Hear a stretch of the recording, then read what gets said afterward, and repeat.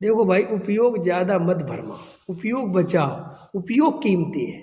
देखो, तुम्हें क्या क्या नहीं खाना, ये लिस्ट बनाने की जगह क्या क्या खाना ही बना लो।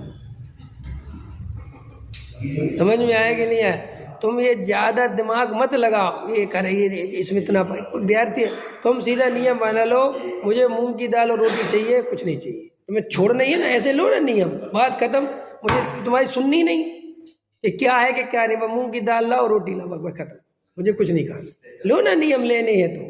अब ये दुनिया भर के ढोंग धतूरे, नहीं साहब, तुम उसकी चटनी बना देना बादाम की, अमरूद की तो मैं खाऊंगा नहीं क्योंकि वह भक्ष होता है यार। समझ में, आप समझ रहे मैं क्या, क्योंकि ये सब उपयोग भरमाने के काम है। अगर तुम्हें वास्तविक संयम है तो संयम ऐसा लो। देखो, दादा छोटे दादा डॉक्टर भारल भैया भोजन करते थे, और गुरुदेव भी ऐसा ही करते थे, गुरुदेव का भी ऐसा ही था। क्या होता था, भोजन परेशान ना जैसे डॉक्टर साहब को, तो यहाँ लौकी रख दी, या तोरी रख दी, या दाल रख दी, यहाँ पे रख दिया, ऐसे रही 4-5। तो दादा कहते थे विकल्प होता है, हमें क्या विस्मय लगाऊं, क्या विस्मय लगाऊं, इतना उपयोग अपने बस की नहीं है। तो वो एक कटोरे में सब डलवा लेते थे। समझ में आया कि तुम इसमें डालो बस। उसी गुरुदेव देव बोलते थे गड्ढा है भरना है, क्या क्या क्या क्या बोलते, गड्ढा है भरना, इससे ज़्यादा दिमाग नहीं लगा। तो बोलो ये ज़्यादा संयम है कि जो नोटंकी करना संयम। तुम संयम कहते पहले ये समझा। अरे जो असली ज्ञानी धर्मात्मा होते हैं उनकी एक एक क्रिया बहुत सहज और उपयोग को बचाने वाली होती है। वे ऐसे काम नहीं करते जिससे उपयोग ज़्यादा भरमे। समझ में आया? बिल्कुल उपयोग भरमाने के काम नहीं करना। अब कल लोग होते ना अटपटी नियम लेंगे, अटपटी नियम, कौन सी भूमिका है तुम्हारी अटपटी नियम लेने की? कहाँ से सीखा है? कल हम ये नहीं करेंगे, हम परसों ये नहीं करेंगे, हम 4 दिन ये नहीं करेंगे, क्या है ये सब? अरे जो नहीं करना है वो करो, और जो करना है वो करो। समझ में? ये सब ये रोज आज बदल लिया, कल दूसरा ले लिया, कहते हम चेक करते रहते, चेक करते करते जिंदगी चली जाएगी, चेकिंग नहीं हो पाएगी तुम्हारी। समझ में? जो करना है करो, नहीं करना मत करो। भोजन भाई साहब 10-11 बजे करना है, करो, लाओ फटाफट। नहीं समझ में? आज कौन सा दिन है? आज अष्टमी है। आज एक काम करो, 2 चीज़ें हटा दो। आज एक काम करो, मैं रोटी अकेली लूँगा, दाल नहीं लूँगा। आज एक काम करो, मैं रोटी नहीं लूँगा। ये भाई ये क्या है ये सब? एक तो वो पत्नी परेशान है ऐसे पतियों से बेचारा, समझ में आया? एक तो उसका जीव कितना उपयोग खराब हो रहा है तुम्हारे चक्कर में, लेकिन ये पत्नी को जीव ही नहीं मानता। नहीं मानते लोग अपनी पत्नी को जीव। मैं ऐसा मानता हूँ, जो अपनी पत्नी को इतना ज़्यादा परेशान करे, माने वो तुम्हें जीव नहीं दिखता, क्योंकि वो तुम्हारे चक्कर में उसका उपयोग कितना खराब होता है।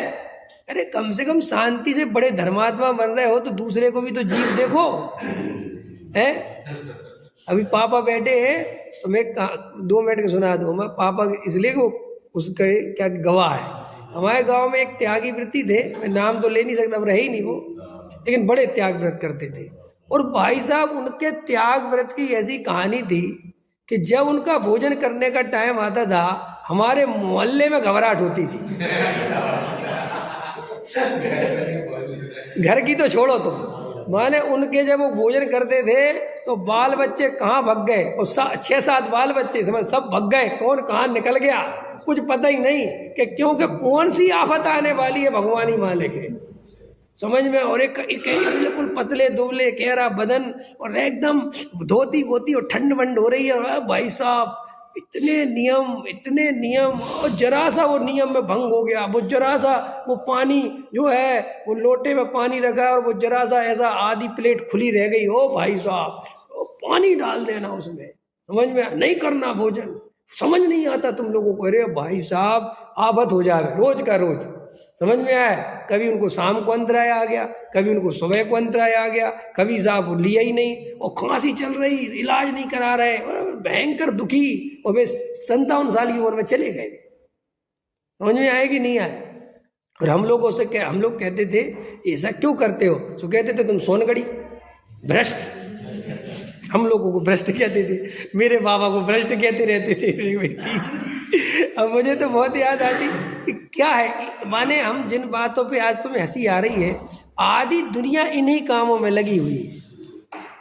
और अपने को बड़ा धर्मात्मा समझ रही है, और इससे क्या धर्म का संबंध है मुझे तो ये बताओ।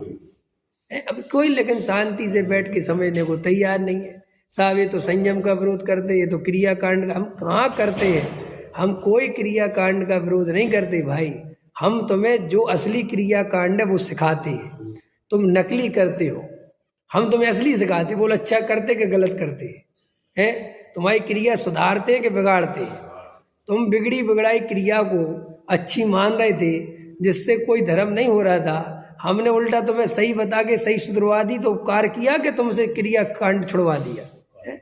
और देखो ये शांति समझना, लोगों को बुरा लग जाता है। लोगों को लगता है साहब जब देखो, अरे देखो अभी डॉक्टर साहब एक दिन ले रहे थे कि लोग मेरे पे आरोप लगाते हैं, आप जब देखो ये नए नए भजनों की और ये नाचने गाने की, जब देखो आप देखो निंदा करते रहते हो, आप रोज ही आए दिन बोलते हो। तो डॉक्टर साहब पता क्या कह रहे थे कि मैं बोलता रहूँगा।